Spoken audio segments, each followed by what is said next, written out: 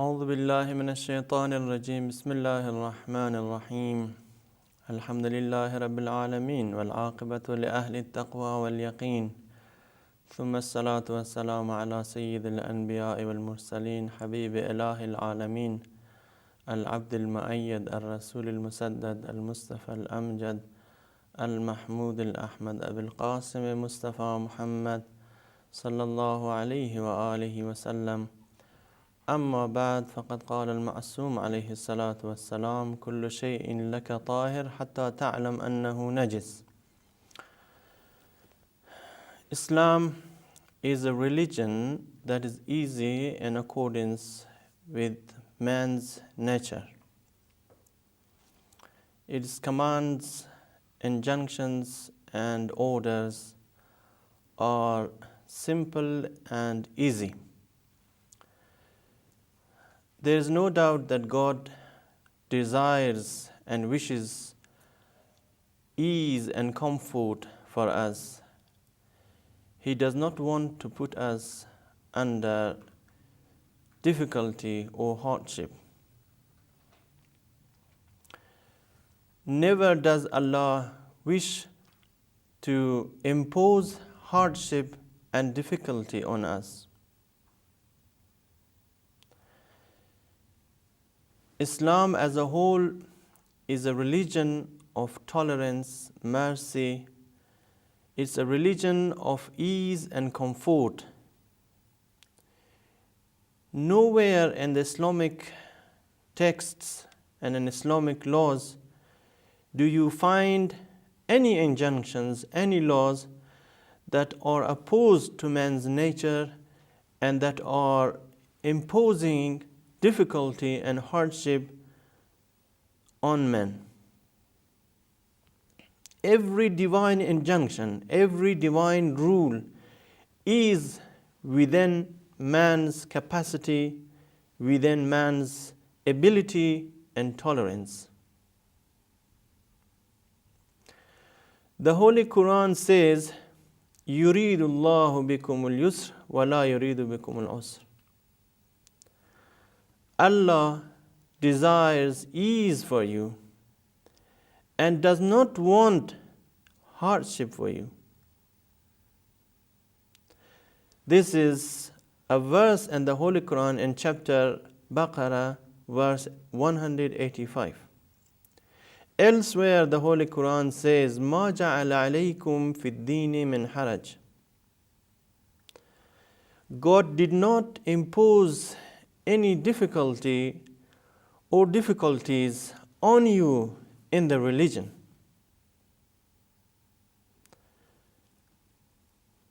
You are at ease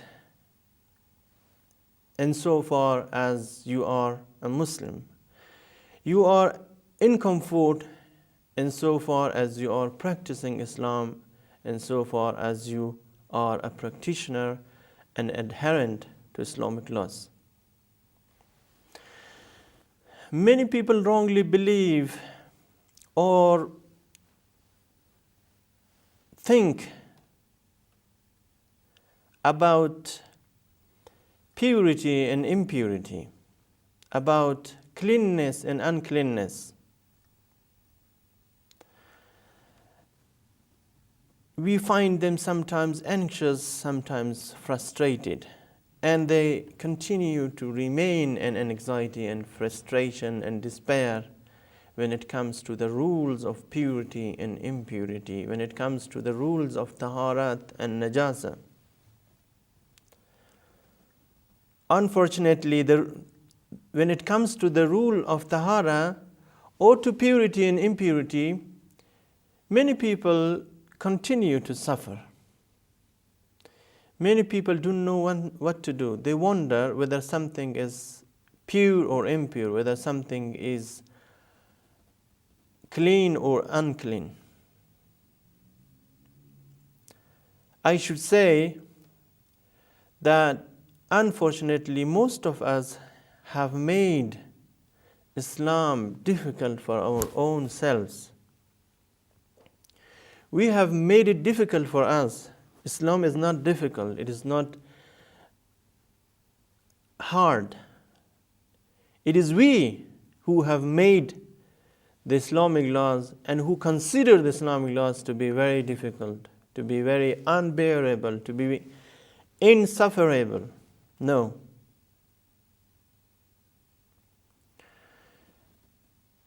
ما جعل عليكم في الدين من حرج. God never imposes or never imposed any difficulties on you within the religion. God wants us to be in comfort and not to be in discomfort and not to be in difficulty. Let us not make things difficult for ourselves. There is a general principle, a rule, which is known as the principle of purity or the rule of purity, which is derived from a saying from the infallible Imam and also from the Holy Prophet, who said, كل شيء لك طاهر حتى تعلم أنه قذر أو حتى تعلم أنه نجس. There are different narrations in this regard that have been transmitted from the infallible Imams and from the Holy Prophet, peace be upon him, telling us that everything is clean, everything is ritually pure, and so far as you do not know that it is impure. You are under the obligation to treat something pure, to consider something as ritually pure, insofar as long as you do not know that it is impure, as long as you do not have knowledge and certainty that something is impure. Everything is pure unless you find it, unless you come to know that it is impure.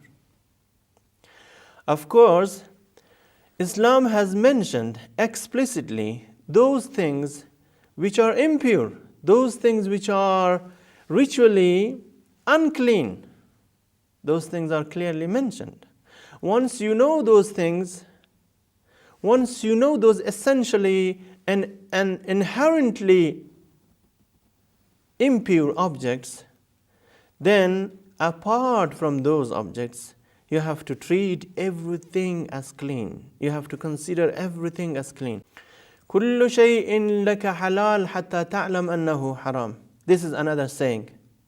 Everything is halal, everything is permissible for you unless you come to know that it is haram. Now there is a food product sold in a Muslim market or even in a non-Muslim market. That food product should be considered as pure, as halal. And you are not under the obligation to investigate or to do a research whether that food product is haram or impure or not. If that food product does not contain meat, if it does not contain impure ingredients, then you are allowed to eat it. You are allowed to consume it. Okay. You are living in a non-Muslim community, you are living in a non-Muslim country, and you buy a certain food product. You don't know whether it contains meat or not. You don't know whether it is impure or not. If you don't know that it is not impure, then of course it is permissible for you to consume it, to eat it. But if you are sure that it contains meat, if you are sure that there is something impure or something najis in it, then you cannot consume it. You cannot eat it.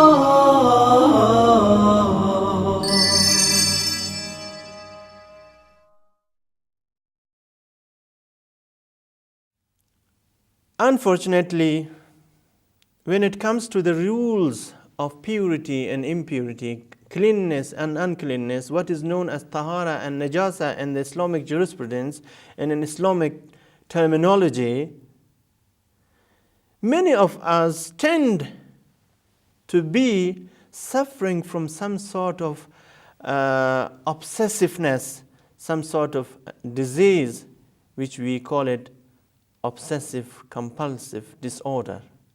The doctors call it. They say obsessive compulsive disorder. Many ladies and many also men suffer from this disease. Some of them know that they are suffering from obsessive compulsive disorder or OCD, and some of them do not know. Irrespective of whether they know that they are suffering from this disease or they do not know, they have to treat everything as clean. They have to consider everything as pure. They have to act like ordinary people. They have to see how ordinary people act and behave and treat when they come across something. When they want to eat something, when they want to buy something from the market, when they want to consume something, treat anything as impure. But those who are suffering from OCD, obsessive compulsive disorder, they consider everything as unclean, while the teachings of the Holy Prophet, the teachings of the infallible Imams say completely the opposite. They recommend us to act like ordinary people, to treat everything as clean. You are using a carpet, you're using something like kitchen utensils or kitchen appliances, and you do not know whether they are impure or pure. Of course, everything is pure unless you gain knowledge, unless you become certain that it is impure. Even those who are living in a Buddhist state or in a Buddhist country, like Muslims living in India, Muslims living in the subcontinent, they live with Hindus, they live with Sikhs, with Buddhists, with atheists. Islam does not want them to face difficulty or to suffer difficulty. Islam wants them to be at ease. The same rule that we apply to everything around us in our daily life, those living with Hindus and Buddhists, they should also apply the same rule. And the same rule is applicable to them. They should treat everything as clean. Though they associate with atheists, with Hindus, who are ritually impure according to Islamic teachings, but again, Islam says that until and unless you are not sure, and so far as you have no knowledge about something being impure, you should consider it as pure. Now you want to go to a Hindu restaurant and you want to eat food. You cannot survive without eating food. You are living in a city where there is no Muslim restaurant. How are you going to do about it? What are you supposed to do about it? Of course, you can go to a Hindu restaurant and eat there. You can eat food that is halal. You can eat food that does not contain meat. You can eat the food that you do not know to be impure.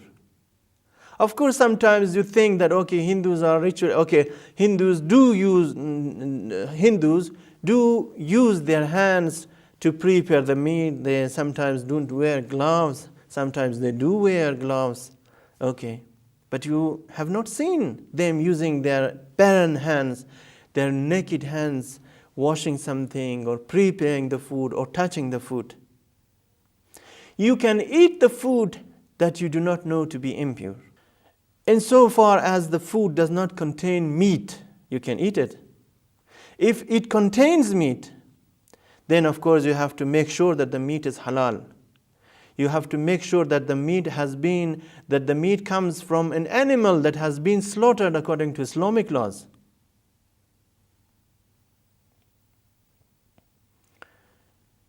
The position is the same with those living in a Christian community, with those living in a Jewish community,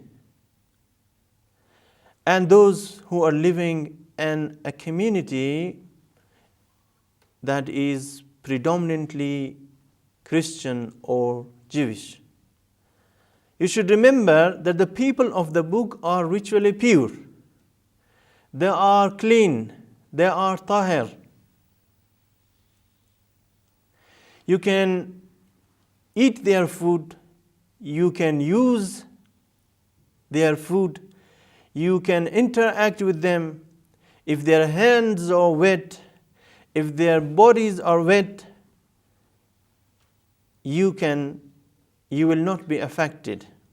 Your hands will not become impure, because Islam considers the people of the book, Ahli Kitab, as ritually pure. But indeed, if their food contains meat, then again the same rule is applicable. You have to make sure that the meat is halal, and you have to be 100% sure. You cannot guess, you cannot act on conjectures, you cannot simply guess that the food is halal or that the meat is halal. Definitely, you must make sure that the meat used and the food that is served to you or by a Jewish host is halal. Now, these are some examples of Islam being easy, Islam being a simple and easy religion. These are examples of Islam being a religion in accordance with man's nature, with man's intrinsic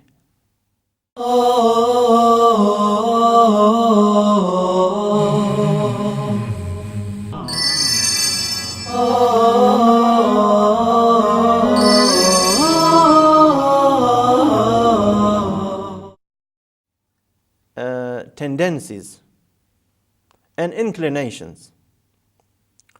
Dear brothers and sisters, I would like to give you another example of a frequently asked question. Most of people living in a non-Islamic country and in a Christian or Jewish dominated country ask questions about food products that contain gelatin. They ask whether the gelatin being in the food product is halal or haram. Islam being a religion Islam being a simple religion, Islam being a religion that has simple and easy and practicable and feasible codes, tells you that if you do not know that the gelatin comes from animal or from vegetable then it is not necessary for you to do a research. You can continue to treat and consider it as halal. Because gelatin is an ingredient that can come from vegetable sources and from animal also. As long as you do not know that it comes from an animal source, then of course that is enough, that is simple. The rule is simple. You can consider that food product as halal and as pure. And if the gelatin comes from an animal source, but it's very much likely that the gelatin may have gone through some chemical changes, some chemical transformation. If it is possible, and if it is very likely that it has gone through some chemical transformation or chemical changes, then again you are allowed to eat it, because the gelatin has transformed into something else. Just as a dog, when it drowns into a sea of salt or in a saltish land, and then it gradually turns into salt, it becomes pure. The same is true with gelatin. If it goes through a chemical transformation, it becomes halal. But if you learn that it does not go through a chemical transformation, it has not changed, then of course you are not allowed to eat it. But insofar as there is the probability, there is likelihood that it has changed, then of course it is not necessary for you to do a research or the company, the producing company, whether it has gone through a change or not. Then of course you can consume it, you can use it and eat it. Eat the product that contains gelatin. One more example I would like to give you, just to help you understand that Islam is not a difficult religion. One of the difficulties or problems faced by Muslims and non-Muslim countries, and even in Muslim countries, is the problem regarding leather products coming from non-Muslim countries to Muslim countries, and leather products that are bought and purchased by Muslims in non-Muslim countries. What are non-Muslims supposed to do? Of course, the rule is the same. Those living in Muslim countries, of course, they do not have to investigate. They can use the leather products without having to do a research. For example, some people living in Dubai, they buy products imported from non-Muslim countries. They can use the products because the Muslim market itself is an purifying agent, actually. As long as you buy and provide something from a Muslim country, from a Muslim market, then that product is considered as halal, even if it has been imported from non-Muslim countries. But if you buy the same products from a non-Muslim market, then of course you have to investigate, you have to do a research about it being halal. You cannot use it during prayers. For example, you have bought a leather belt. You cannot use it during prayers if you have bought that leather belt from a non-Muslim country. You have bought, for example, shoes. You have bought a car with leather, actually seats, or with seats covered with leather. If the leather becomes wet, if your shoes become wet in a rainy weather, then of course you must wash your feet. You must wash the part of your body that has come in contact with the leather. You cannot offer your prayers without washing your feet. You cannot offer your prayers without washing that part of your body that has come in contact with the wet leather. Dear brothers and sisters, these are some of the examples and some of the instances of Islam being easy, and I just want you to remind you that you should not try to make things difficult for you. You should not try to make things difficult and unbearable for you. Islam is as easy as any other religion. Of course, no religion is as easy as Islam. Islam is a tolerant religion. And those things which are pure, they are huge in numbers. We cannot count the pure objects, but we can count the impure objects. There are only 10 inherently and essentially impure objects. Inshallah, in the next session to come, I will explain the rules regarding those essentially and inherently impure objects. So do watch the next program, the next lecture. Wassalamu alaikum wa rahmatullahi wa barakatuh.